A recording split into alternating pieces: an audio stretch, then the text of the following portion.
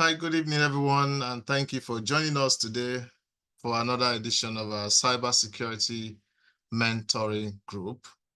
Cyber Security Mentoring Group is a platform where we share, we learn, and we connect.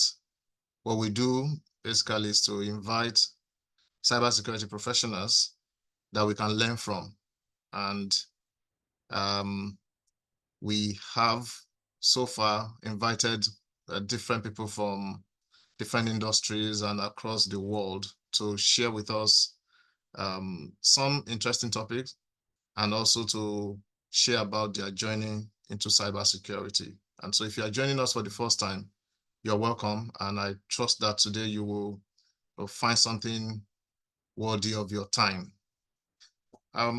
Navigating forward from this slide, and also let me keep an eye on those joining. Okay, so I'm just double hatting here. Okay, navigating forward. Yeah, so this is a beginner cybersecurity masterclass that we've been on for the past 8 weeks, and we successfully completed this program this morning. And it's one way for us to bring in more people into the cybersecurity domain. So we essentially looked at 5 key domains tailored after the ISC2 CC, that certificate in cybersecurity, and to provide that opportunity for those that are interested in cybersecurity to at least have a taste of what the field looks like. And I'm quite impressed with the number of people that turned up.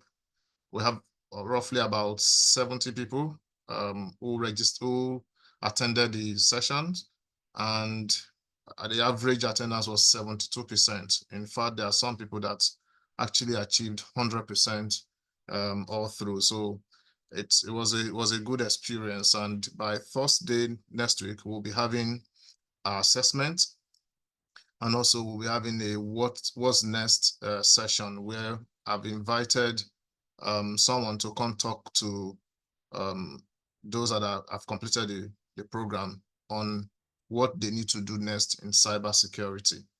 The second on my screen is about the programs that we have had so far. I think today's edition will be the 17th edition for this year. So if you want to catch up on past editions, you can go to the YouTube page and you will find something interesting to look at. So you can see the different topics covering different aspects of cybersecurity on the screen. I think this is also something interesting we're working on. We thought that sometimes you can do some element of reverse engineering to see how people got to where they are. So we are looking at CISOs in Nigerian financial services sector, and we have an interesting publication that is coming up.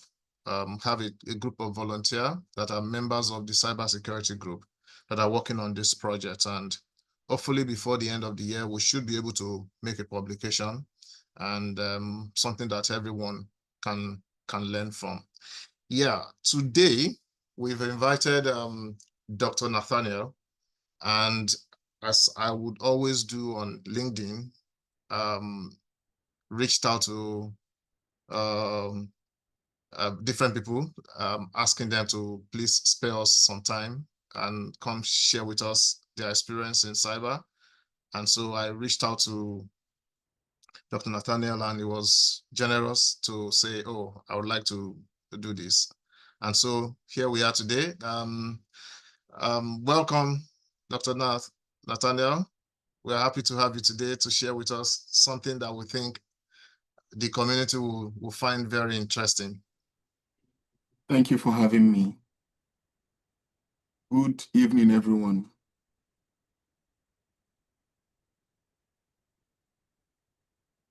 So, can I share now? Yeah, you can go ahead. I just... Okay. Okay.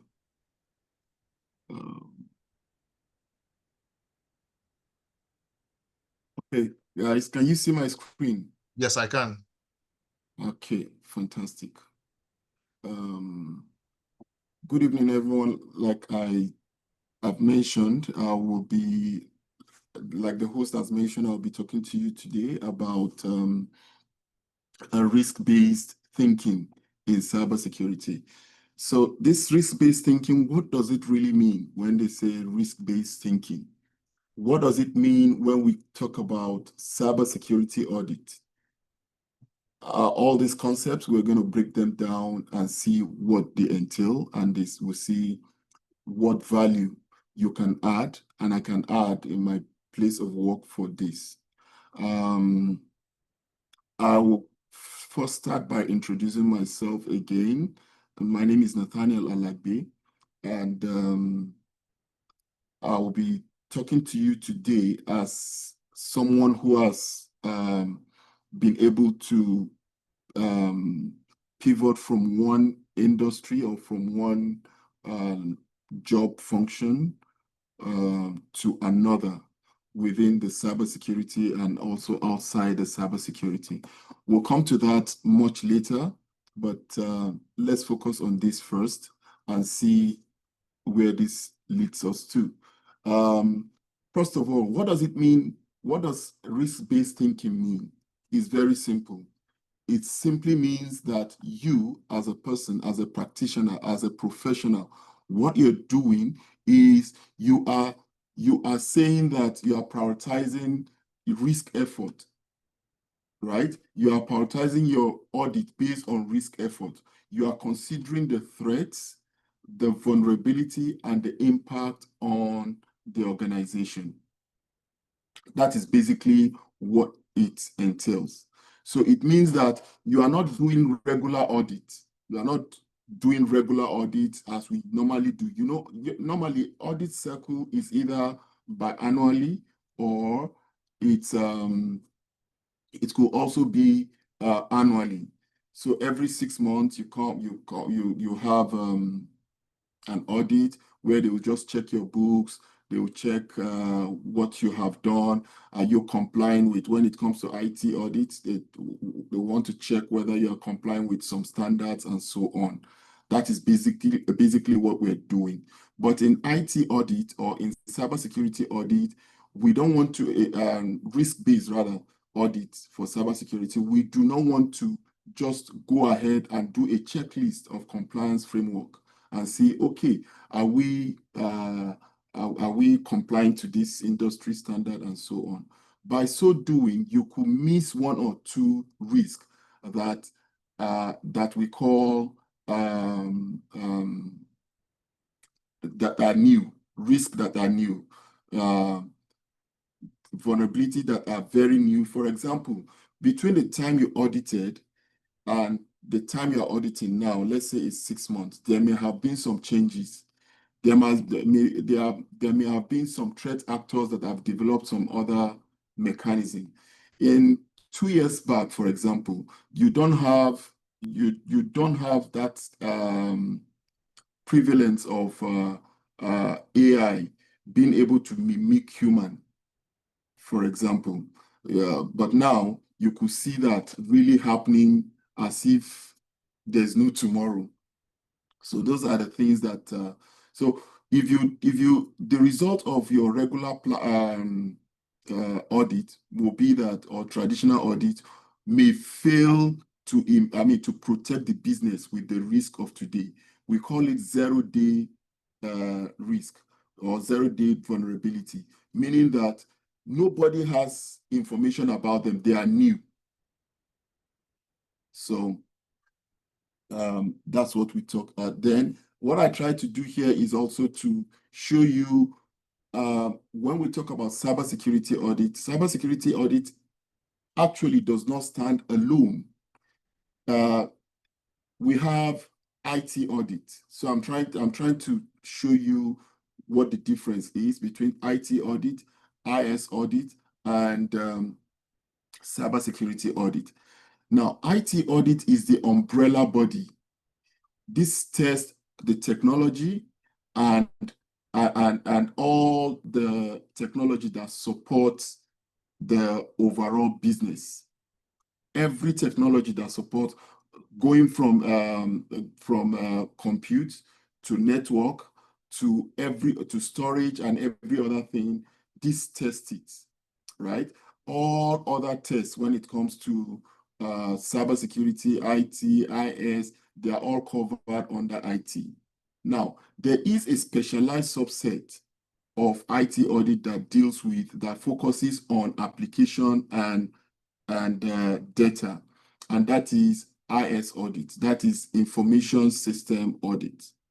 Now, it's a subset of IT audit, and then we have what we call cybersecurity audit. Cybersecurity audit in itself also does not stand alone. It's also part of a subset of IT audit, and it is a sharper and defense-driven audit. It focuses on organizations how organization protect itself against cyber threats. How does an organization protect itself against cyber threats? This is what this is looking at. So let's go again and see what approach we have. Like when I started, I said we have basically two approaches. We call it traditional approach, or we call it compliance-based approach. Now, this approach means that you have ISO 27001, for example. You are trying to do a checklist to say, okay, are we complying to this? Are we complying to that? Are we complying to this as it relates to our organization? Now, if you are in a financial sector, for example, or an industry that accepts cards, either credit card or debit card, you want to be compliant with ISO 27001, for example. What you are trying to do is that by all means, you are trying to make sure that you are compliant. So that is what we are talking about when we say compliance-based. And when we talk about risk-based, is what I've just explained. You are trying to make sure that you adapt your tests, your audit to the risk or the threat landscape of the organization, right? You don't focus on meeting only the standard. You go beyond meeting the standard or meeting the compliance requirements of the standard or framework. You go beyond that to saying specific process, what are the risks? So if you look at what I said here, I said compliance is necessary, but it may not be sufficient, right? Compliance may miss new or emerging risk, right? Because risks are always evolving. They are always changing. They are like a chameleon. Now, real life breaches may occur even when you are compliant. But what risk-based approach does is to exceed what we used to do, to bend over backward and do something better. And then we go to how can we enhance value through risk-based audits? Number one, we have to focus on the high risk areas. So you channel your resources to high risk areas. That is when you are auditing based on risk, because risk had to be ranked. I will show you how we do that as well. And then when you are testing also, you implement risk-driven test method. So you are testing based on those risks. So you are saying that, okay, because this is a high risk area. So let me give you an example. In an organization where they accept money, cash for transaction, that particular space, that particular process is high risk, right? So you don't treat that as any other one. You treat it specially when you are auditing. You concentrate on it because somebody may just pocket some of those money pocket some of those money thinking nobody sees them. You want to say, okay, do you even have a CCTV camera looking down on the cashier to make sure that the cashier does not pocket any of this money? Do you have a process in place to say that there is, what do you call that, a mercury light, to say, okay, this 100 naira, $100 note is actually original, right? So that's what we're trying to look at. So when you are auditing like that, you are going to enhance your value, your audit value. Then your findings must be tied to business impact. Every finding you have, you must link it to business impact. That, okay, if we don't fix this, for example, in the example I gave where you have someone who is who is a cashier who collects money from people who are buying, let's say in a grocery store, they are buying, what's the good example in Nigeria? ShopRite. ShopRite is a good example. So if you have, let's assume there's no camera in all those places. That's a high risk. You want to also say, okay, if there's no risk, if there's no camera, and also within the shop, so that somebody will not pocket perfume, somebody will not pocket toothpaste, right? So there must be camera also within the store. So all these things are high risk areas. So what you are trying to do by so doing is to say that if you don't have these things, the impact will be that one day we will cease to have this business, because you will just notice that one day some people will have preferred all the good things within the store and you have nothing to sell. So that's why it's high risk. And then when you do all these three things, you will enhance your audit value. Then why risk-based thinking? Why does it matter in cybersecurity? Number one, I think I've mentioned that before, is that cyber threats evolve faster than traditional audit cycle. We have audits either twice a year or once in a year. Threats are consistently changing. They are dynamic, right? Threat actors, as you are looking for controls to settle this, the threat actors are looking for ways to circumvent those controls. So again, we must also know that many regulators demand risk-based audits. Now, we must also note that, okay, it enhances efficiency. How does it enhance efficiency? Efficiency is different from effectiveness. What it means is that when you do risk-based audit, it improves you will not spend money on what is not relevant. You spend money on those things that are really adding value. So you are paying the auditor for what is really adding value, not every other thing. So in ShopRite, if you now hire an auditor that is just looking at the books and say, okay, what did they bring? What did they not bring? Without looking at, okay, the collection process, without a CCTV camera within the system or a mercury light to check whether the amount you're paying are legit, what will happen is that the business will cease. And then resource prioritization, because sharp minds in the cybersecurity audit are limited. You want to say, okay, only the experts, you only be able to pay for the experts because you know the risk that your company is engaged, that affects your company. So what you do is you pump resources to that, right? And then again, you align the risk to what? To the overall risk profile of the organization. I will show you what a risk profile of the organization may be.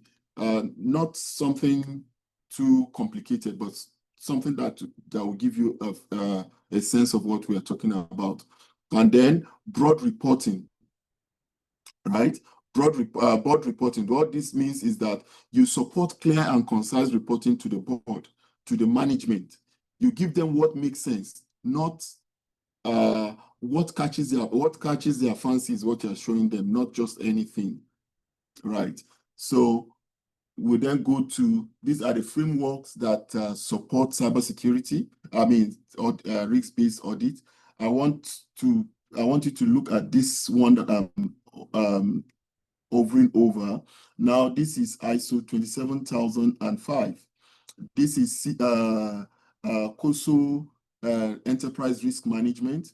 This is ISO 31000, and this is NIST Special Publication 800-30. All these are risk management frameworks that if an organization wants to do its bit, make sure that it's mapping its risk to control rightly, they will do this. They have something similar in common, and I will mention that. Now, when you want to then conduct a risk-based audit, how do you start? The step one is that you will first do a risk assessment, and in this risk assessment, in this risk management process, you first identify the risk. Now, you can't identify the risk if you don't know what the process that battered the risk is. Let me give the example I've been giving.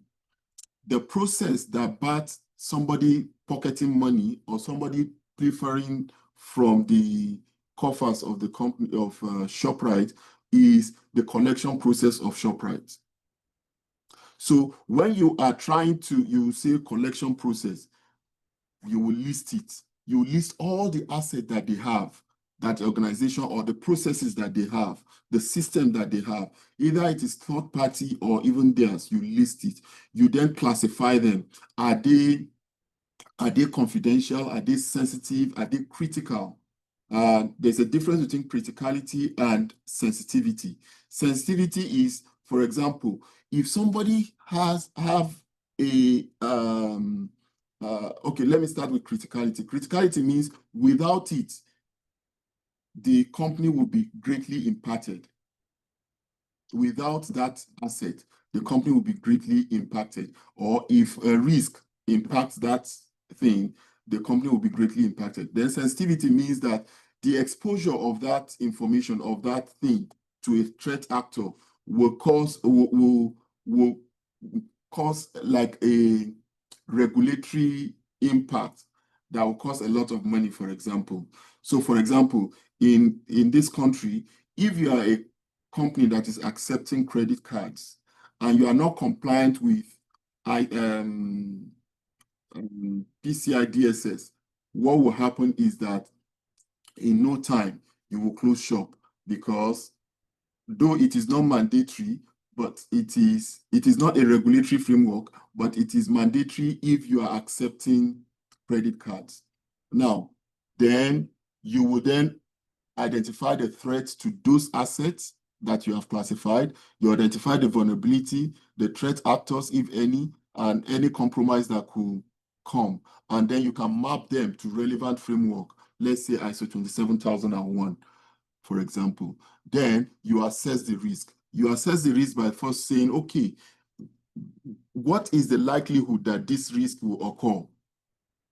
For example, in Lekki, you have a shop near in Amadou Bello Way in VI. If I'm speaking because I know many of us know this Amadou Bello Way. Now, that's where, so if you have a shop there, and it is on the first floor, right? You have to be afraid that there is a threat of flooding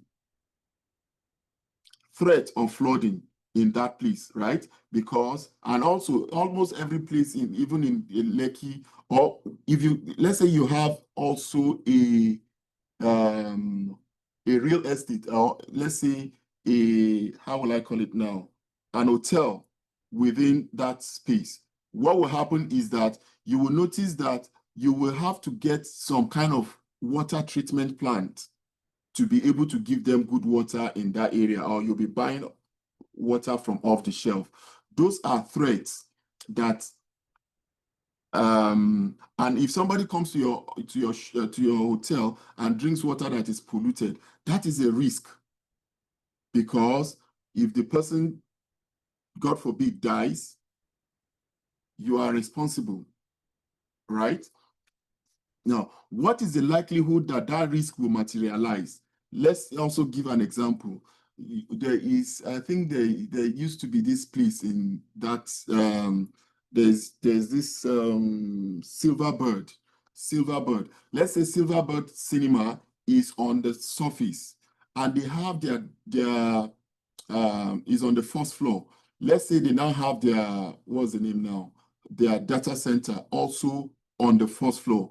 There is that likelihood that any flood that happens will damage their property, will damage their data center, right? So the likelihood is high. All these are what we test in. Then you go to what method am I going to use? Usually, most companies use what we call qualitative rather than quantitative. Quantitative, you use figures, you use financial figures. But in qualitative, you don't need to use that. And then you document all your results, and then you continually test because it is not a once and for all process. I will show you if we have time. Then you plan your audit. Now, audit process, when you want to audit, when you have identified your risk, you have ranked your risk according to this is the highest, this is the medium, these are low. You concentrate when you want to audit now, your planning will be on the highest ones, the high ones, all the high. In my company, for example, we have very high and high. The very high takes preeminence over the high, and the high take preeminence over the medium, like that, like that. Sometimes we don't even care so much about the low because those risks are not really too material to dedicate resources to begin to test those. Now, what you do is then to scope. Now, audit process has three main layers. Number one is you plan the audit. Number two is you execute the audit. Number three is that you then report and follow up the audit. Now, so the first process is what we are doing now, the planning. When you are planning, you are trying to say, okay, based on the risk efforts that I've done, I'm going to focus on only the very high ones. In the case of Silverbird that we just say, we assume that they have their data center on the first floor. That is a risk. We want to test that water is not going to damage it. We want to test that they have control, physical control over somebody accessing that. We want to test that they have good logs. We want to test that, okay, even within how they collect, that there is what we call a man trap. That's what you see. I think First Bank used to have it. When you want to enter you first close the first door when you enter and then wait for the other one to open and then go in. That's man trap. Do they have that in place in ShopRite, for example? So that, if you're testing a bank, for example, all those things are what you are looking at when you are going to the high risk ones. And then because you have prioritized that, you use your risk register. I will show you this in a bit. And then you can then allocate resources. You can say, okay, Nathaniel has on good qualification and experience in auditing cash, the system around cash.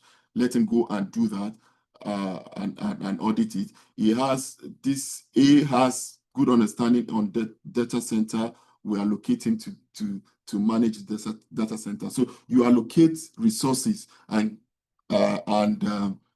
that's what we do in planning. And then you execute. The execution is just, okay, we want to test this. We have collected the data, the evidence, and then we are testing the controls. Are there controls? We are testing those controls. And once we test those controls, we are saying, okay, does this control address the risk that we have identified? Mind you, we are taking very high and high. So does this risk really take care of, does this control really take care of this risk, either in part or fully?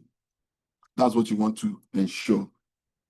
And then you report. Report means you draft a quick report and say, okay, within this space, let's look at all our findings. We have audited their cash process. This is what we found. It does not mitigate the risk, and so on. So you list all this and rank them. So because of confidentiality, I can't show you a sample of such report, but I will show you how. I'm telling you how it is. You rank them, and then you discuss this with the process owner and say, okay, I've audited you. These and these are what I found, and allow them to then give you their feedback and say, oh, okay, this one, test them well, oh.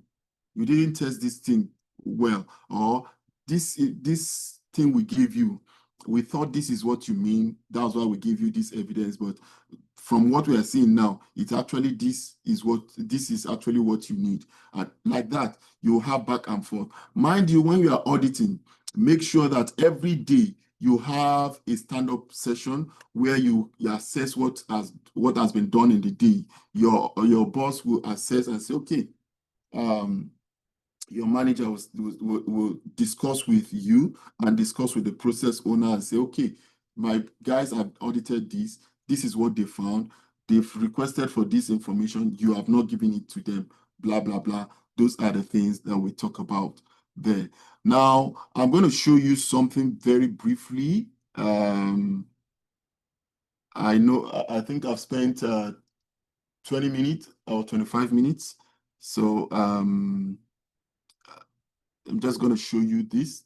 Now, this is, and I don't know how we're going to do that because I want it to be participatory.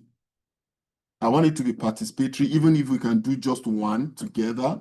And then, now this is, Mr. Wale, is there a way to make it participatory? Is there a way yes, for you them? I can allow people to unmute themselves if they want to contribute. Okay, fine. So yeah. Okay, so this what we have here is a risk assessment template. Before you start an audit, so you will first remember what I said initially here. I think, no, here I said you will list the inventory of your assets. You list them, you classify them, you identify threats, you identify vulnerabilities, right? And then map them to control. That is what we want to do now. So I will show you two examples of what I've done before, and then you can. So for example, we're dealing with IT, right? Our desktops. I've said the name of the asset is desktop. This is the ID, right? It's in the IT division. This is the ID, the asset ID. This is the name of the asset, right? And then these are the type of assets, right? And then we're saying description. This one, let me expand this. We are saying that this is office staff workstation. That includes mouse, screen, PCs, tiny clients, and so on. This could be more than one, mind you. And then who is in charge of it? What's the security classification? It doesn't really matter. So who is in charge of it?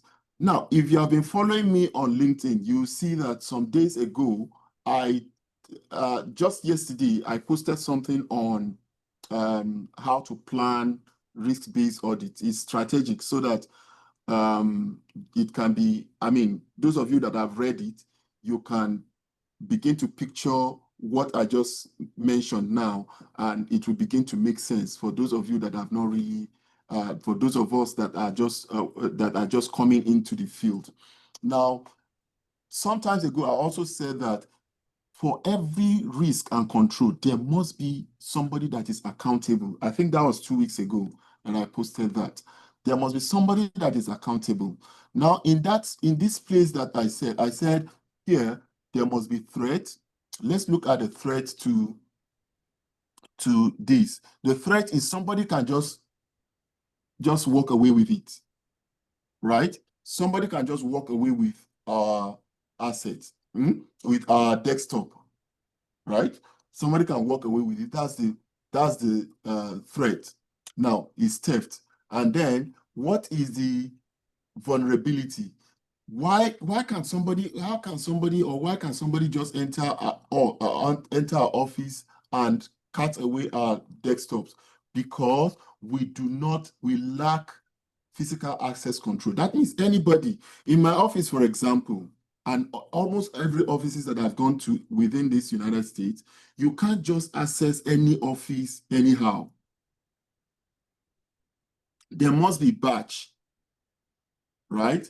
There must be badge. If you are a visitor, there is somebody sitting at the reception who will say, who do you want to see? What office are you going to? Ask you relevant questions, right? But in this case, anybody can go into your office. There's no gate man. There's nobody manning the gate. There's no receptionist. Once they say we are looking for Mr. Nathaniel, they will just walk in, and that is what they do. So because of that, is there any control existing? We say no control. So I want to say, if you are following, please just indicate on the chart that you are following, so that, or if I'm too fast, let me know, please. I just want us to get it, even if it is just this one that I'm able to explain. Let me know on the chat if you are if my speed is okay and if you are getting it. Yeah, I'm seeing positive response. Yeah, they are. Okay, fantastic. Thank you. Okay, so if there's no control, there's no existing control. So we would then say, okay, there's what we call CIA. CIA means that confidentiality. So if somebody steals this desktop, the confidentiality impact is that there is a CPU attached to that, right? And the official information are therein. And mind you, the company does not also encrypt its data, does not encrypt the system, because it's a desktop. You are not, nobody will think that somebody will just cut it away, right? Now, what we say, what is the impact if the information in the desktop leaks? Let's say the impact is 2.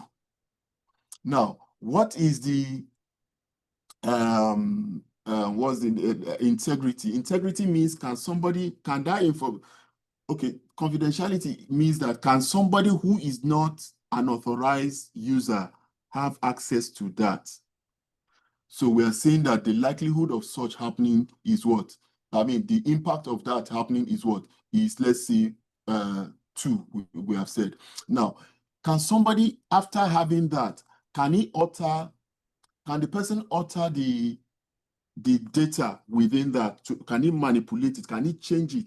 Can he add 1 0 to 1 million, for example? Can he add 1 0? That is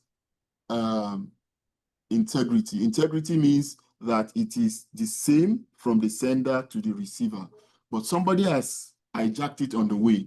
Now, what is available? Once they cut it away, can it be available for the right user?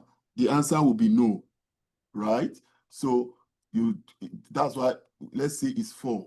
So here it means the total risk impact is 3. What is then the likelihood that this will happen? Now, bear in mind that we don't have physical control. No gate man, nobody ask anybody question. To your tent, O Israel, is what everybody is doing in that office. Now, you come to the office, they don't even ask you, are you part of this organization or not? You just walk in.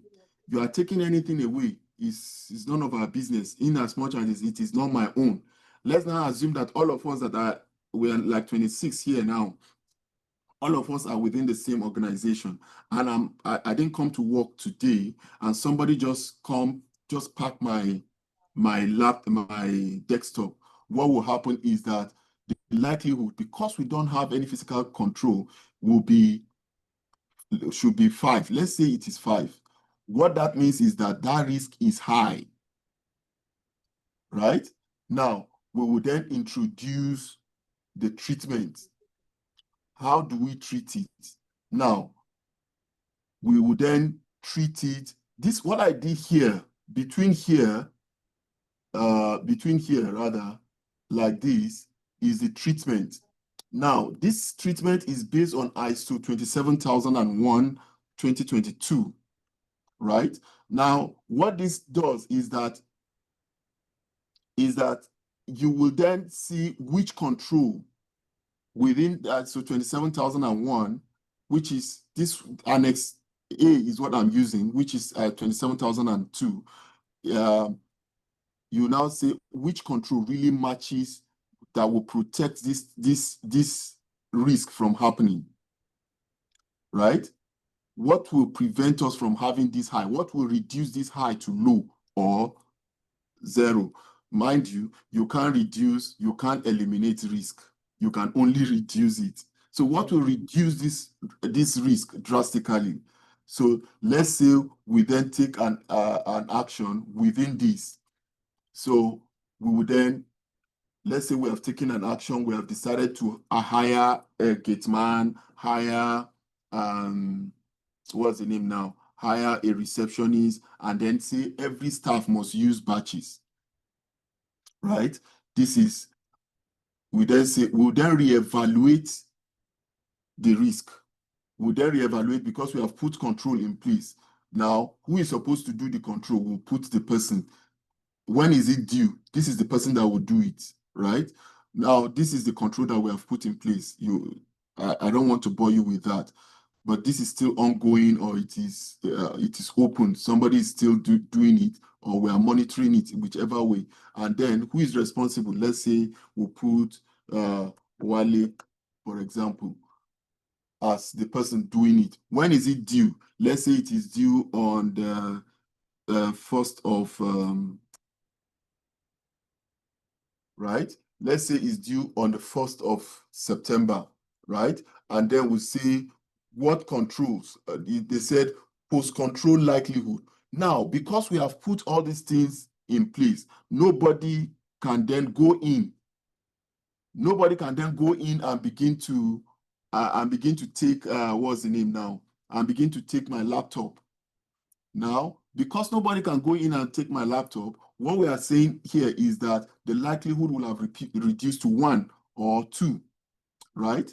Whichever one. Now, the possibility of my information leaking has reduced as well. That's the confidentiality.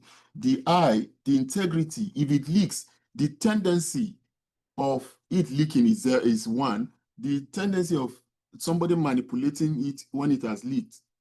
The last one is availability. Me being able to use that resource is also 1. So we have reduced this to low. So by the time I'm testing this next time, is low now. I will not concentrate on this. Are we getting it? Because of our time, I'll leave that and we'll do a quiz. Does this make sense to us? Please type yes if it makes sense to you. And then let me know if it makes sense to you, or if there's anything unclear, you can type it when we're asking questions, right? Do we have, yes.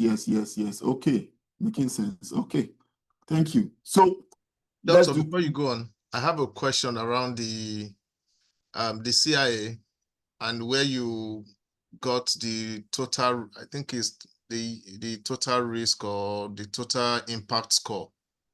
This right? No, on the left hand side. Or the pre.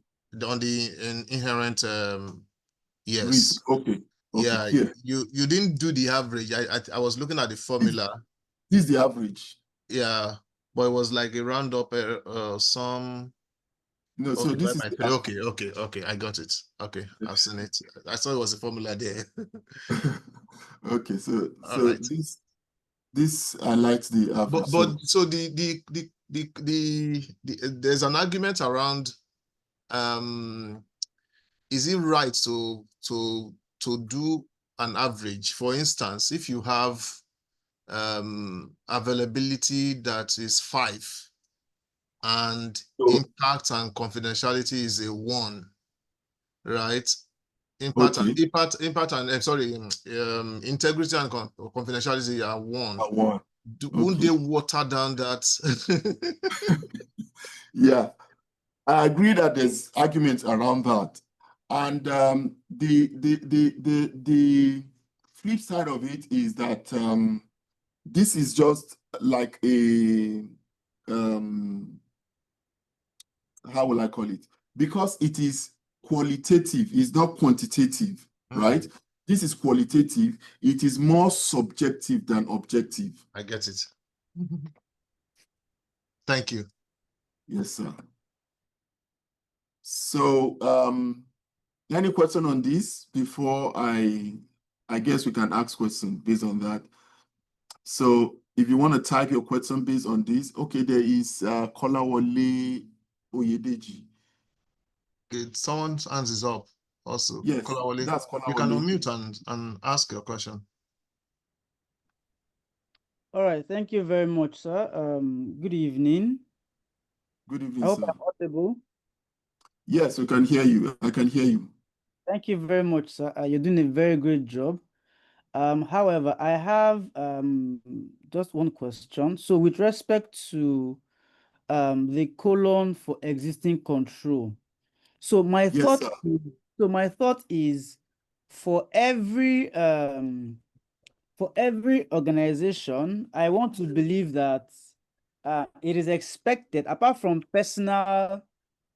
maintaining a personal network, for every organization, I want to believe that there's an expectation that they should have some level of existing control. It may not be really it may not be optimized, it may not be quantitatively managed, it may not even really be defined or appropriately managed. However, some level of existing control should exist in the environment, because first and foremost, as a business, there's also have like a perimeter, for instance, like a fence. Even if they have a security guard, they may have like a fence demarcating them from every other users in that neighborhood. So that is why I'm asking why we have the entire column for existing control empty. I mean, Okay. in practice, I want to believe that they should have a minimal level of existing control, which is now part of what we're evaluating against what the best practice control should be. So it is when we now evaluate the effectiveness of the existing control. If it is not sufficient, we'll not be able to look at, oh, this is the reason why this vulnerability exists to this particular extent. So what do we do as a business or as an entity to not take the control environment a notch higher or to a desired state? It is from there we now begin to look at what's the best practice or the framework that we're looking to implement to not optimize our control environment, right? Yes. I Okay, hope you so know I get your question. You are very correct.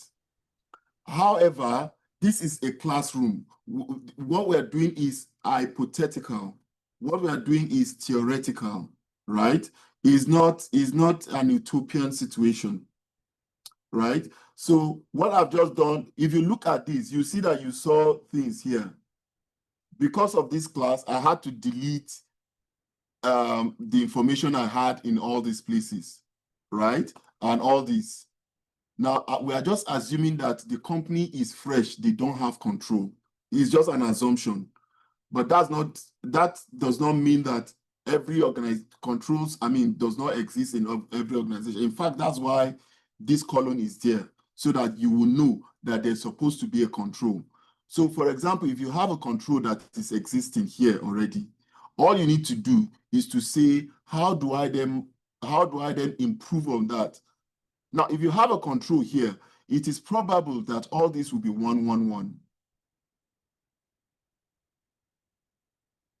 Do you understand what I'm saying? So it is just hypothetical. We are just assuming that there is no control. But in That real it's life, a there's environment. supposed to be something. Does that clear does that answer your question, sir? Very well, sir. I understand. So you're Okay. assuming that the control environment is flat. Nothing is readily available. Yes, that's what we're just assuming. Assuming. All right, no problem. Yes, we're just assuming. Thank you Yeah, very much. you're welcome. So here, somebody asks the formula for this. The formula is just average. What do we call it? What do we call mean? Is it mean? Yes. Is it? Yeah, You're mean. right, it's mean. It's mean. It's mean. We are just Excel doing. can do Somebody that. asked for so, but if you look at this, the round, I just did round up and say if error. These are Excel jargons that we use to make sure that when there is an error, it returns 0 instead of just putting NA. That does not make sense. You get what I'm saying? For the person that asked that question.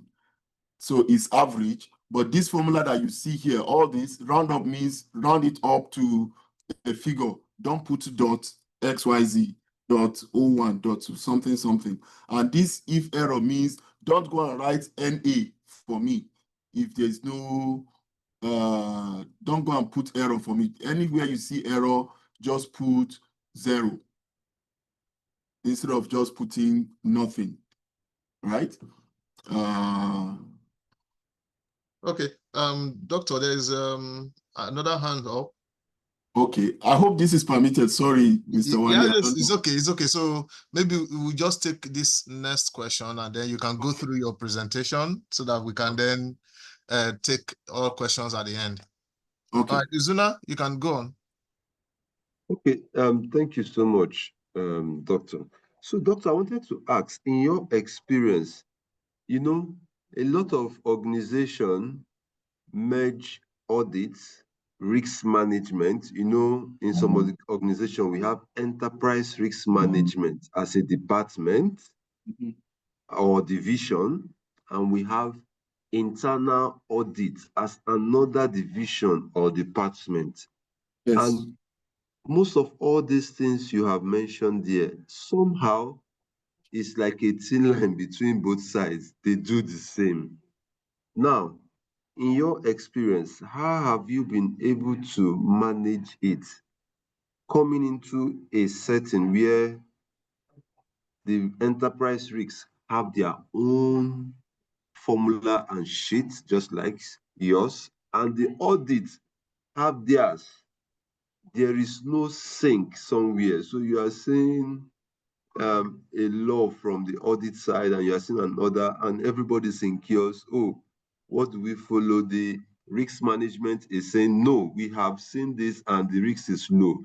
But the audit is saying, no, from our calculation and our assessment, we have seen this, that the risk is high. And then this front and back. So what have you been able to do to balance everything in your experience? Okay. Izuna, thank you for that question. Now, in a typical setting in cybersecurity or IT audit or every organization, there's in cybersecurity we call it 3 lines of defense. 3 lines. We have the first line of defense, who are the practitioners.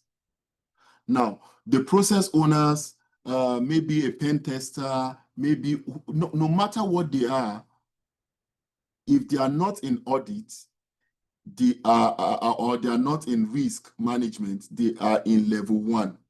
They are the first line of defense for every organization. So it is standard, it is universal. Now we have the second line of defense, which is the risk management. These are experts. Now, lawyers are also part of this sometimes because these are specialists when it comes to risk. And the last one is the internal audit. Internal audit is the last level of defense, right? The third line of defense. Now, meaning that level 1 does the job. Level 2 assesses the risk within that process. So this is just Excel sheet, right? Many organizations some use Archer, some use proprietary tool. They call them GRC tools. Now, those GRC tools, audit also has access to them. Audit also look, in my organization, for example, we try to look at what they have done and say, we'll try to look at our GRC tool and say, okay, do we really agree with the way they have done these things? Just like Mr. Wale just asked question and somebody also asked question on this. That is the way we call it a credible challenge. We have credible challenge session where we say, okay, the way you have done this, does it really make sense? Does it? So we then rely on what they have done. Do you understand what I'm saying? So it is from this tool that we also spool these things.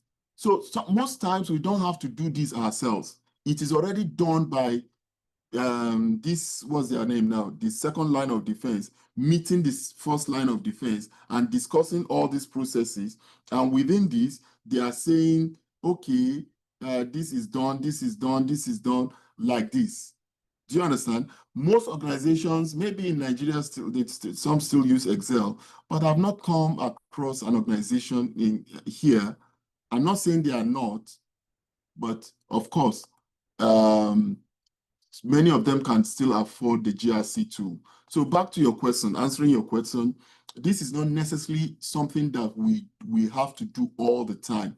We can just get this result. We can pull out this from the GRC tool, and then based on what they have done, so we can pick sample and say, do we agree the way the second line of defense have done this work?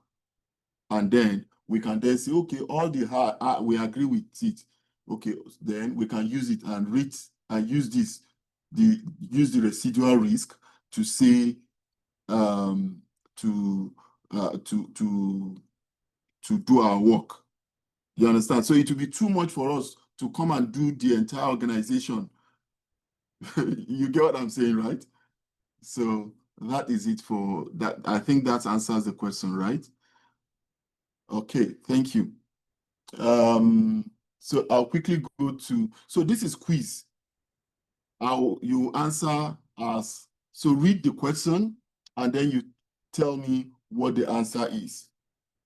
This thing I'm giving you, they are true life situations, and this one happened just in July, 2 months ago. And that's why I'm giving you the entire thing. So look at this. So this organization suffered a breach via a social media, social engineering attack on a third-party CRM. You know what a CRM is, right? So just type it for me if you know what a CRM is.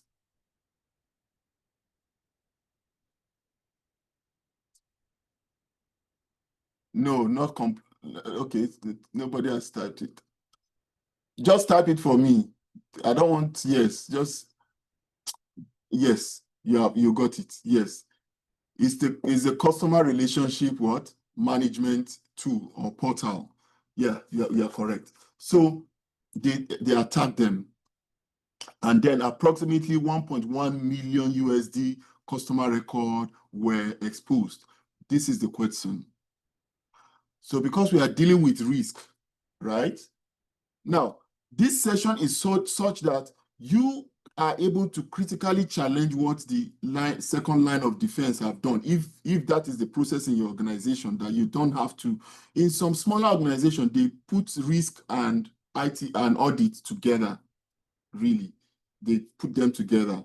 You see somebody being a GRC analyst and also an IT audit analyst. I've seen that even in this country, where you have small organization trying to manage costs and put those two roles together. Now, so here, they say which audit control will most effectively mitigate this risk? Mind you, you cannot eliminate risk. You can only reduce it. You can only mitigate risk. So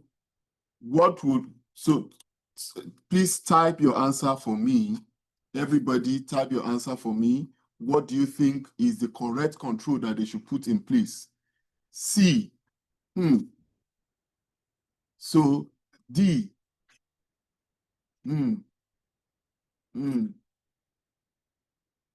Okay. Okay. Mixed. Okay. Is that all? Any other person want to try? B. Is the key. Okay. D. Okay. So the answer is, and why is this? Who can tell me why this is? Now, if this organization has inventory, like we have said, you remember when I said when you are assessing risk, and from this place, this one that we just looked at, you will see that we say you should itemize your assets like this. You should have the list of record of all your assets and then review all third-party assets. Now, so look at the key here is that somebody is able to use to attack on a. Do you understand what I'm saying? So, for example, if I'm at home and I'm working from home, for example, I can't access my company's database or anything. I can't access anything on my company laptop without using either Okta to validate that I am the person that is trying to assess something from the system. Now, let's look at another one.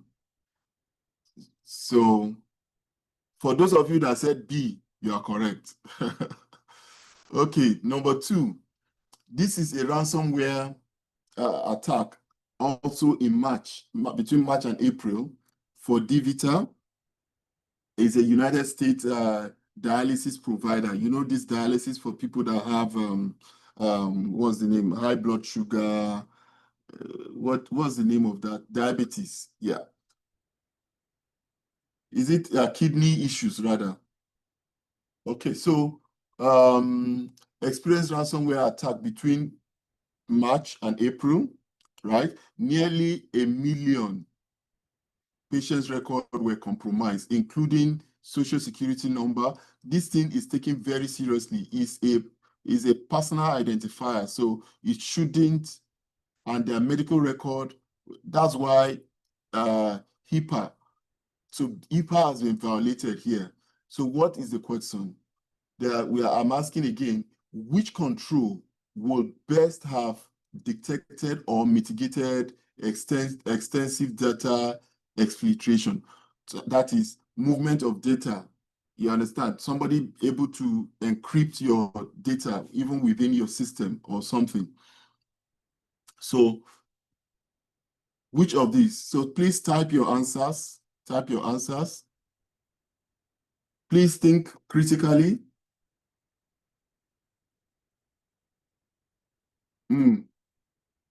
D, B, B, B. Not many people have answered though. Okay, for time, C, B. For time, the answer is B. You need something to be able to identify anomalies, right? When large data is concerned. Now, I'll look at this as well. Look at this. Maybe I'll just look at this third one, and then I'll leave it at that. So here, and then let me just write the question, which controls also here. So please type this, type your answer. Type your answers, type your answers. Thank you, type your answers.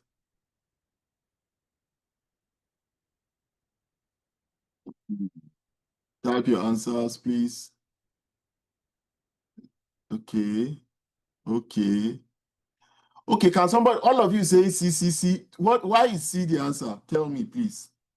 Because I don't know. Somebody can unmute and quickly tell me why is C the answer?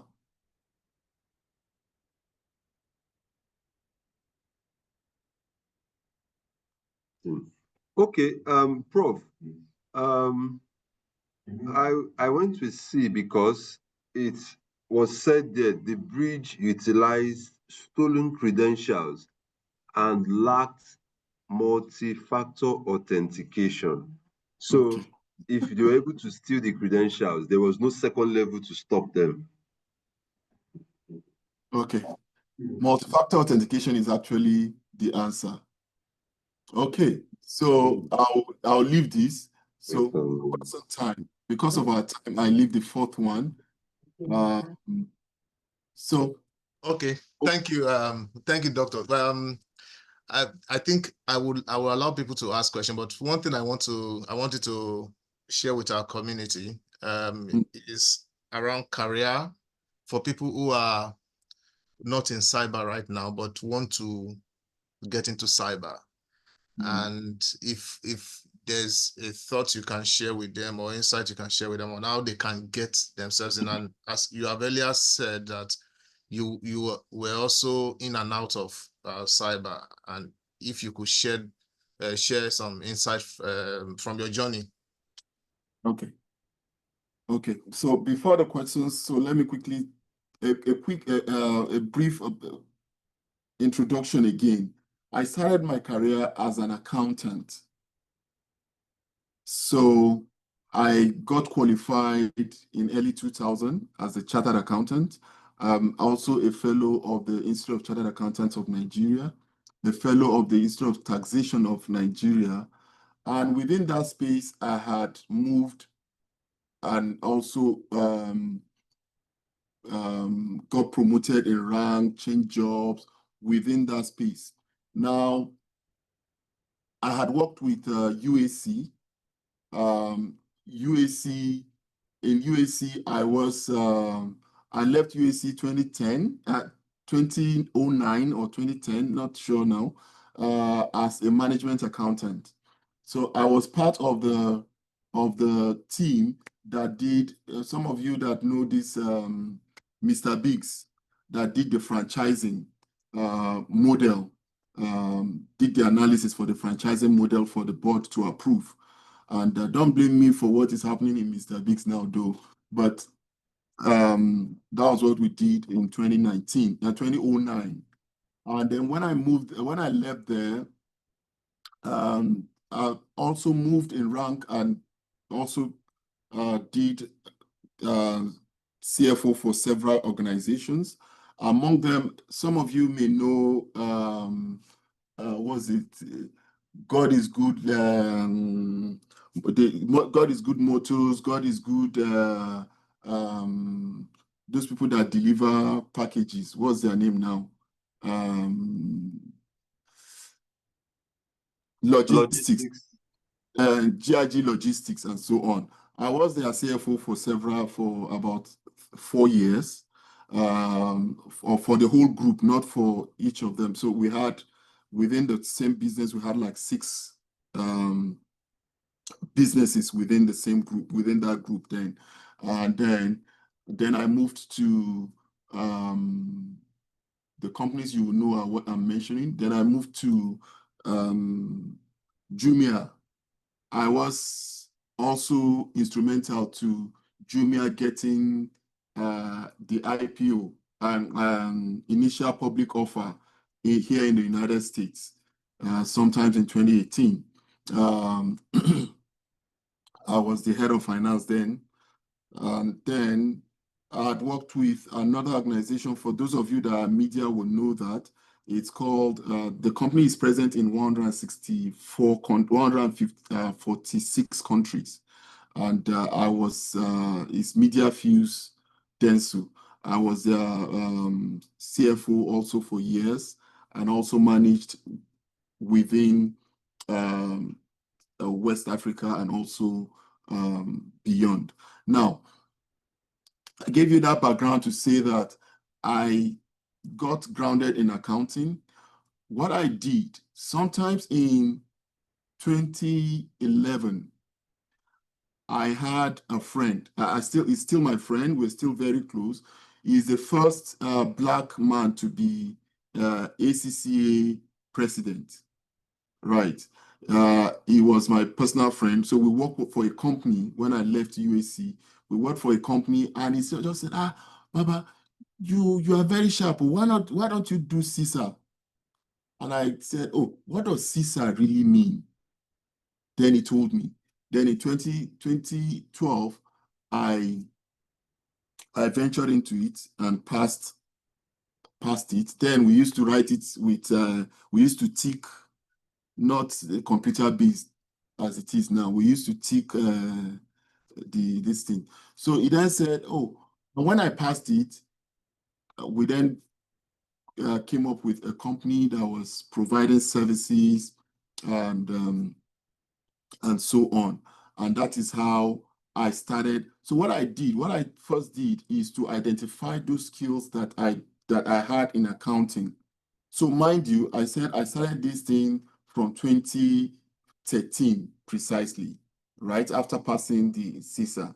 Now, so it's not something of a sudden. So it was planned. I then started moving my focus. I started juggling my focus between the two, between accounting and cybersecurity. So I started moving in bits.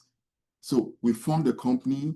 Then we started getting few clients to do little job that I will now execute and so on and so forth. Both of us were also working in different organizations. I was working in different organizations. He had also left our company. The company we were together, and then, but we still maintained that, and we're doing our work. We're learning. I was learning on it, and I was improving myself.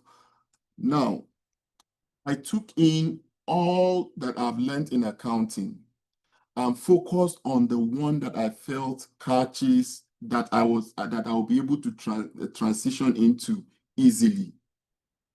Right, and that is GRC and IT audit. Right, because of what I have done in accounting and fraud examination, I felt it is easier for me to pivot into cybersecurity on the non-coding side. Right now, and that was what I did. For many people, the skills that they have, I mean, for people who are aspiring to go into cybersecurity, all you need to do is assess where you are, assess those skills that you already have that will be useful, that can launch you into cybersecurity, and because cybersecurity is very broad, excuse me, is very broad. So you need to determine that, okay, these skills are what I have, and they can help me in this line.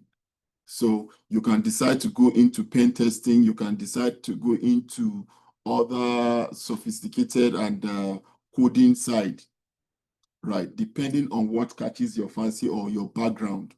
Some are in electrical, for example. It is easier for them to relate with technical things, right, than others. So that is my story.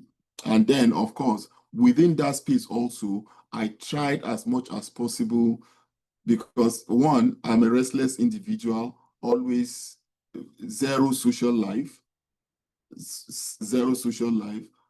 no, so from home to church, from church to home, nothing to work, from home to like that. So that's my life. And then within that time, I'm also more on a reserve side that I keep to myself. So most of the time, what helps me is reading. So I kept improving myself, kept getting certifications, kept getting certifications, and also my PhD is in forensic accounting and audit. So within, what I'm saying is, I just kept building myself. So if you don't have certification now, it is not the end of the story.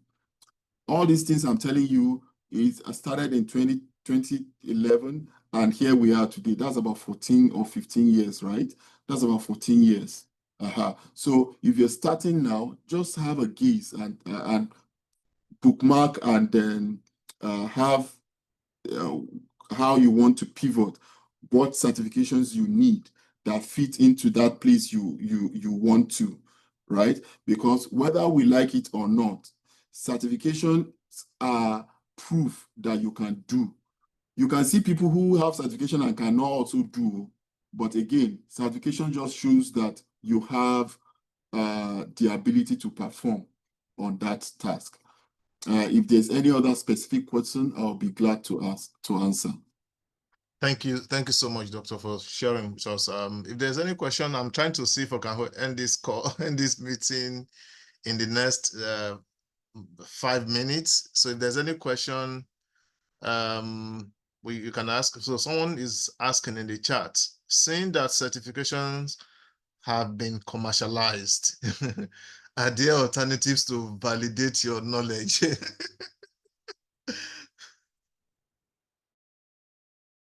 I won't say there is, but you are right. But there are some certifications that have not been commercialized. As I am on LinkedIn, just yesterday, somebody sent to me and say, if I want CISA, if I want this, if I want that, if I want, and I just typed to her and say, did you see my profile? Did you see my profile? Now, what I'm saying is some of these people get,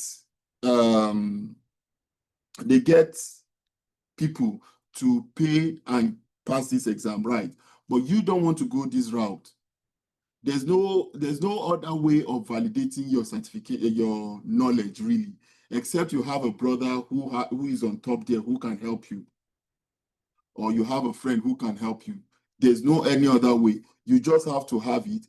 That is that is how people who don't know you will say, okay, this guy is actually in this field. He's part of us, or can do this job.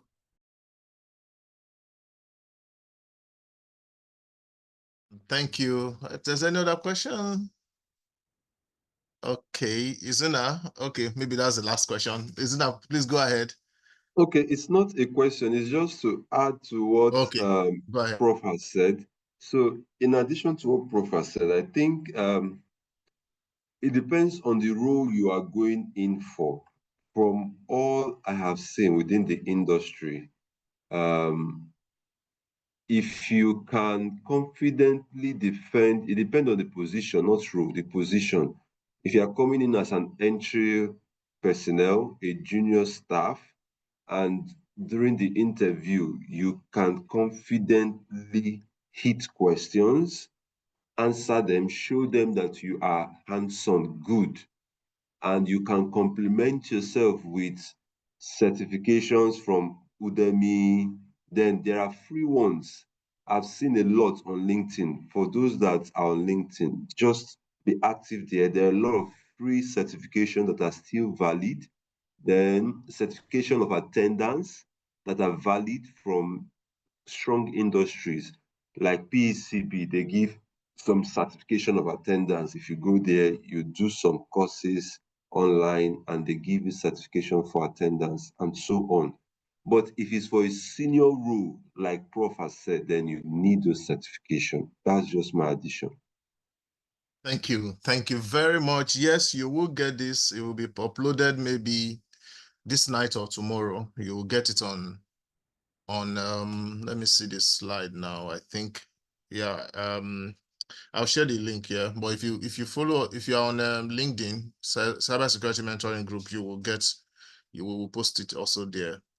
I think that's all. There's a question. Doctor, maybe you can answer it, then we can close. Someone is asking about how relevant is CompTIA security in the cyber security industry?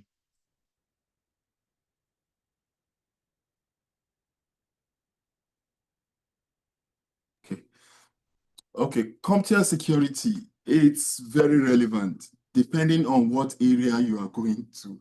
So you need to know what CompTIA Security Plus entail.